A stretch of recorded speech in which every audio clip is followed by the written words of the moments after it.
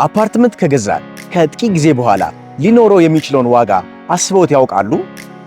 ጊዜው እንደ አውሮፓውያን አቆጣጠር በ2015 ዓ.ም በኖ ሴንትረም የባለ 3 መኝታ አፓርትመንት በ4.7 ሚሊዮን ብር እየሸጠን ነበር።